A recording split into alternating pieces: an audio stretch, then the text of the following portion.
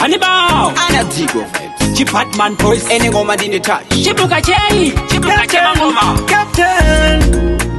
Tinova Karama Pass Tinova Batama Pads Imo Mukorere Nyuchi Ikoreri rekuba dambura mapachi Rekuba dambura mapachi Animo Nengoma dini touch Nengoma dini touch Ikoreri rekuba dambura mapachi Rekuba dambura mapachi Animo foot Nengoma dini touch Tichiba dambura mapachi Nige dina tigo Artist vashakapu artist gringo Tinova kwa zanishi mangongongo Tinge chaka batwa ne brongo Tindaga chaka zara makoso Tinge chivalidzira kosho Tichiti mind yo koso Mafanzi kwese iwoyo Ikoreri rekuba dambura mapachi Rekuba dambura mapachi Animo Nengoma dini touch Nengoma dini touch Ikoreri rekuba dambura mapachi Rekuba dambura mapachi Animo foot Nengoma dini touch Tichiba dambura mapachi Vano dambuga mapachi Siblings Vano dambuga mapachi Nyambo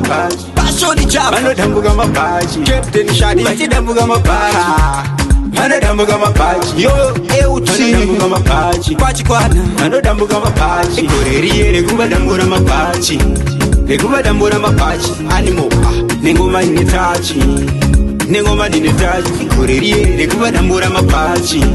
Rekuba dambura mapachi Animo foot Nengoma dini touch Tichiba dambura mapachi Kamutare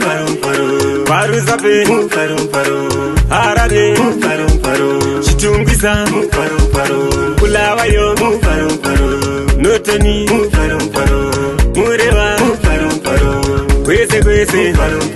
Ikoreri rekuba dambura mapachi Rekuba dambura mapachi Animo Nengoma dini touch Nengoma dini touch Ikoreri rekuba dambura mapachi Rekuba dambura mapachi Animo foot Nengoma dini touch Tichiba dambura mapachi